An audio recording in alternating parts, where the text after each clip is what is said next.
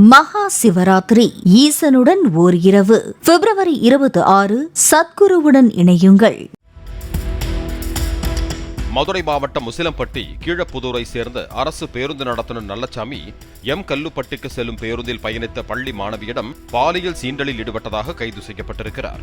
மாணவியின் பெற்றோர் அளித்த புகாரின் பேரில் முசிலம்பட்டி அனைத்து மகளிர் காவல் நிலைய போலீசார் போக்சோ சட்டத்தில் வழக்கு பதிவு செய்து விசாரணை நடத்தினர்.